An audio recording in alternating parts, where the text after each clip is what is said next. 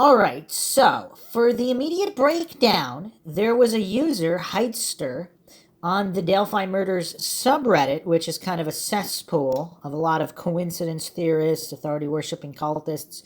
But there's also some good users there who can utilize critical thinking. Not a ton, but they're there, and they offer very good conversation. The moderators are, of course, not great, as in most subreddits. They're just pushing narratives and dogmas. But this is obviously why people listen to Mindshock, because we are all about logical examinations, not falling for these silly fallacies. So the post here, rundown of HLN show. Hello all, it's been a while since I've been active on the sub due to the lack of information and being overwhelmed by the rehashing of old content, but I watched the HLN show for the 5-year anniversary and have a few thoughts that I did not see anyone bringing up yet. One, HLN claims to have reputable, informed people on the show, but barely 10 minutes in I was already cringing. They said, not a very populated area, so I would think they would see a limited number of people pinging off the cell tower in the area. Paul Holes. We know for a fact that there was only one cell tower in all of Delphi at the time. Everyone in the area would be pinging off the same tower. Well, two things there, actually, to dissect this point. First of all, weren't there 2 cell towers at the time? Now, again, I don't live in Delphi. I'm not sure what the cell tower count was. I thought locals had mentioned, again, maybe they were informed, maybe not. Locals had mentioned that there were 2 towers there in 2017, and then there was a 3rd tower that's now there that was not there during the time. But again, in modern times, depending on how the phone location is triangulated, engineers and data analysts have been saying that they can actually locate a phone within 1 to 3 feet. So it's not just the ping of which tower. I mean, decades ago, when cell phone technology was more new and not utilized, I'm not sure the radius. I think back, decades ago, you could only get a certain mile radius. It would not give you exact phone location.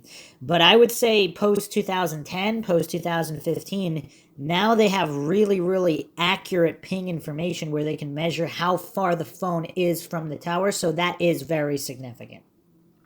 Back to the post here, point 2. It is harder to clean up an outdoor scene. Mary Ellen O'Toole previously worked for the FBI. She mentions that Bridge Guy would have had a harder time cleaning up his personal DNA clues that can lead law enforcement to him.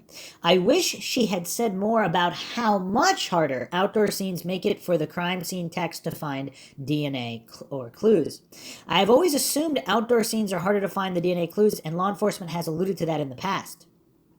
I felt like she tried to spin it very positively, like it's a much greater chance that Bridge Guy left clues, but what good are clues if law enforcement can't pick them up? Love that Joseph Scott Morgan touched on this later. 3, knowing Bridge Guy was on the bridge at 2:13 closed the window for us. We already knew it was between 2 and 3:30. I think the most important part about knowing this time is what it tells us that Bridge Guy has just over an hour between when he encountered the girls to when Libby's dad showed up. This should clear up the idea that Bridge Guy had a lot of time with them. Not really. So again, this poster is presupposing quite a few factors. How they got that, he just took on blind faith that this was true, but how that, and also on blind faith that that individual was the one who murdered them. I mean, there's just so much presupposition here in the post. But again, if you haven't checked out the previous episodes, check them out. It is not an irrefutable fact that that image was taken that afternoon at the time alleged. Again, we really would need some Snapchat engineers, but supposedly you can upload a photo that was taken at a different time. And the time stamp would be either when it was uploaded or when it was opened by an individual viewing on Snapchat. And even when it was taken, when you're looking into the metadata, there's also a way to fake that. Now, again, who are we dealing with here? Are we dealing with the greatest criminal mastermind geniuses? Probably not. But if they're involved in catfishing and making fake accounts and cloning IPs or whatever they're doing, it's possible they could have manipulated the phone evidence as well. So these are all presuppositions that an individual was there at that time. And even if an individual was, even so-called Bridge Guy, is the guy in the video the guy that was previously arrested and no longer a person of interest as per Indiana State Police? Again, if you haven't checked that out in previous episodes, make sure you check that out. 4, in short, I think Keegan Kline is working hard to clear himself of the murders and is accepting his charges. But I think we need to keep in mind that he can say whatever he wants. We don't know what are lies and what is him just enjoying the fame of being interviewed by HLN. Sure, but we will dissect that interview in a little bit. 5, law enforcement has said that the first sketch is secondary. Why are Paul Holes and Mary Ellen O'Toole acting as if the sketches have not been confirmed as confusing and having 2 sketches? Second, why are they even talking about combining the 2? Law enforcement has said it's a different direction. They're only causing confusion instead of going off what law enforcement has said about why they released a new one. These people with credentials feel like little more than armchair detectives because they don't have any more information than any of us do. Well, not necessarily, but again, as I went over in the previous episode, we actually cleared up the sketch confusion. Apparently the witness described someone with a scarf over their face. So, and again, if this is not the murderer and an individual who may or may not be involved with the murderers, kidnappers, perpetrator, was what have you, either way, that first sketch released was not exactly what the witness described in the first place. Again, check out the previous episode. 6, they didn't bring in dogs, did not put out an APB, send out an Amber Alert, ping off cell towers. Casey Jordan, attorney, criminologist. We know that they did work with the carrier to check on Libby's phone, pinging off the cell tower, because when she did the restart, they did not set up Find My Friends yet. Delphi or Carroll County law enforcement did request an Amber Alert, and ISP denied the request. This is a short article from WTHR.com. Why no Amber Alert for missing Delphi teens? There are a lot of questions about why no Amber Alert was issued for a pair of missing Carroll County girls Monday. Late Monday night, the Carroll County Sheriff's Office said they tried to request an alert for 13-year-olds Abby Williams and Liberty German, who were last seen 1 p.m. on a hiking trail near Delphi. Their request was turned down by Indiana State Police. There are several criteria for state police to issue an Amber Alert. While both girls were under 18 and police had enough descriptive information to help find them, there was no belief at the time the girls were abducted and in serious danger. Those are some fine lines because, I mean, who knows how many could be saved if they were erring on the side of caution for Amber Alerts. On the other hand, if you do have flooded Amber Alerts for just anyone and everyone that just had their phone die and didn't come home and is perfectly safe somewhere, that is also taking away attention from the cases where there is definitely signs of danger. Perhaps they need to have other different degrees of Amber Alerts. So this could have been a lower degree, that way it wouldn't supersede cases where somebody was, there's a lot more evidence of a crime. They did call in dogs from St. Louis and turned them away when they found the bodies. Toby has repeatedly said he regrets that. Once again, I was left feeling as though these informed guests on HLN have read the bare minimum on this case. 7, the hair without a root comment by Paul Holes is very interesting. I think finding out they took hair from Keegan Kline and that it is not a common practice with the advancement of DNA technology made me question just what kind of DNA the team has. I have always thought it was limited, but it may be bare minimum. 8, Joseph Scott Morgan mentions an edged weapon. We have never heard of a weapon type. I wish they would have cited where he learned that. Overall, I am so glad that there was some recognition on the 5-year anniversary. It is interesting to learn that the Anthony Schatz profile is allegedly the last person to have spoken with Libby, the exact time of encounter, and the length of video. It's important to note that all of the professionals on the show have very little to any additional information than us, and so their insider thoughts, opinions are only their thoughts and opinions. Local law enforcement, ISP, and the FBI are the only ones who actually know what they're holding back, and therefore need to be the ones to make the final call on what information is released. I hope the family is closer to answers. Today is the day. Some responses here. This is actually an interesting post. Indiana invested in the hair processing technology in 2018, and most cases with age or difficulties to solve will be future-proofed. They will collect everything just in case technology develops. Something to consider in your thinking.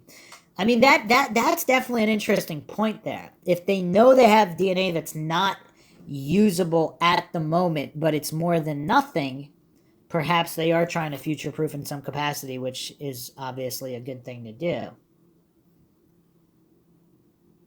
Okay, so nothing super groundbreaking in the HLN special, of course. Some people believe the confirmation of the 43 seconds or whatever. But again, we're still dealing with incomplete information. But let's examine Keegan Kline's interview here, what is probably just a small portion. I feel like I'm being harassed completely. Did you have anything to do with the murders of Abby or Libby? Not at all, and I've gave up my DNA, a hair follicle test. I've done everything they wanted me to. All right, so right off the bat, you can notice his voice does have an older sounding voice to because it's not like he's this old guy in his 40s or 50s, but his voice does have a sort of textured quality that the Down the Hill voice has. Now, as I've stated before, Guys? Down the hill. Guys? Down the hill. Guys? Down the hill. Guys? Down the hill. Guys? Down the hill. if law enforcement manipulated the video, or if it was the audio, or it was recorded through a jacket or pocket or whatever it was, whatever means they use to process the audio, the voice we are hearing might not be the actual voice. So even though individuals, their voice matches what we hear is not necessarily what the guy saying down the hill actually sounds like in real life. So that's an important point to consider. Now, regarding his sincerity here, I don't know. It really seems like he's either sociopathic, which is very possible, very, very possible. A lot of criminals are, or he's not. If he's not sociopathic, it seems like he is kind of being honest here. I gotta say, I am not picking up incredible vibes of deception. Now, just from his facial expressions, his body language. Now, again, that doesn't necessarily mean anything. If he's a sociopath, he could clearly say anything, and there would be nothing to pick up. In December, Delphi investigators announced that catfish account Anthony Shots was active on Instagram and Snapchat in 2016 and 2017, and they asked for anyone who interacted with that profile to come forward. But more than a year ago, then 26-year-old Keegan Kline admitted to investigators that he was behind the fake profile and that he used it to ask young girls for nude pictures and videos. Tell me about Anthony Shots. Why did you create that profile? I don't really know. I was just lonely, you know what I mean? Just talking to people. I don't know why I did it, really. And were you ever trying to meet these girls in real life that you were talking No. to? No, never. Okay, so on the no never, I don't know. That does not seem as natural sounding. That might have been deceptive, unless of course somebody else is using his account, and that other on the Murder Sheet podcast, if the listener was not genuine, who said that Keegan Kline did in fact meet her and was angry that she brought a friend or whatnot. So if that story's not true, however, Keegan Kline did, that intonation in the no never does sound a little different than the rest of his answers there. Again, this is just what I am perceiving here. Now, just because he tried doesn't mean he succeeded, or he's simply much more nervous about that question for whatever reason, or some other thoughts are going through his mind. That's another interesting point.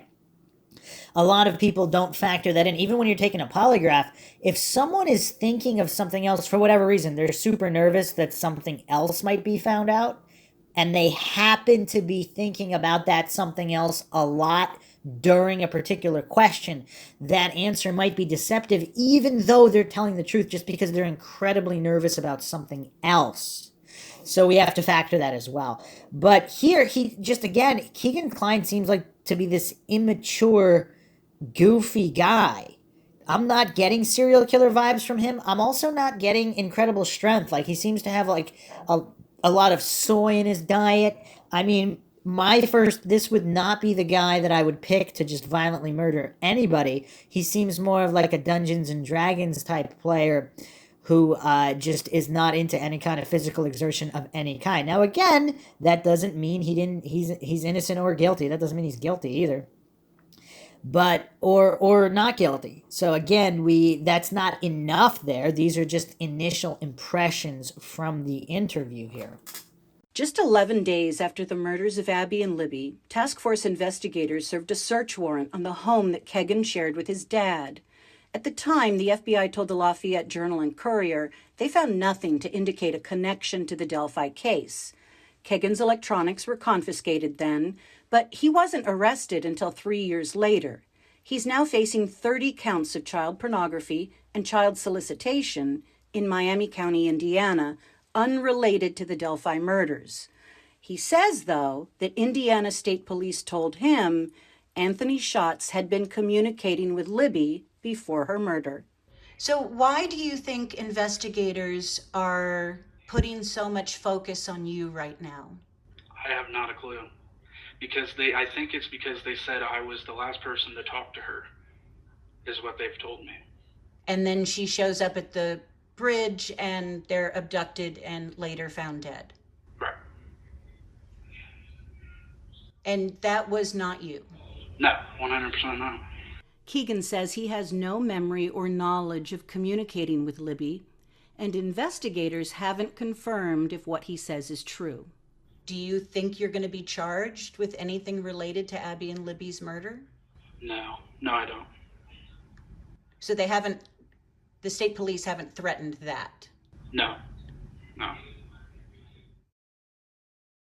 So again, he seems genuinely honest in those answers where he says he doesn't believe he'll be charged and he wasn't threatened with those charges. But when he said if he tried to meet any of them in real life, that never seemed a little different. Again, just what I picked up here. Could also be just because he's thinking about something else. Also notice in the show, they did not we don't hear the audio of him denying remembering talking to Libby online or whatever. So we don't have that information to discern whether or not he is genuine about not remembering.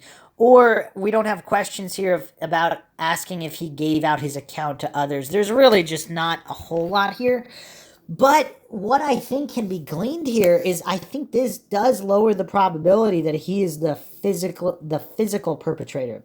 If he assisted somebody, maybe, but he just seems so goofy here and just not the type of individual that would commit a brutal, ruthless crime like this. I mean, it's looking more likely that his father, just in terms of physical capability and possible mental wherewithal, would be possibly more likely to have killed him. Obviously, it's impossible to truly determine likelihoods just based on all the unknown variables, but just surface area impressions is what I'm getting here. So we do have that portion here. It definitely does not make him look like this sadistic killer, which, again, many killers who are good at hiding their true nature might come off like this as well. Again, it doesn't really prove anything in one way or the other, but it doesn't light a fire under this particular individual as a suspect, skyrocketing to number one suspect based on the interview. That's all I'm saying there.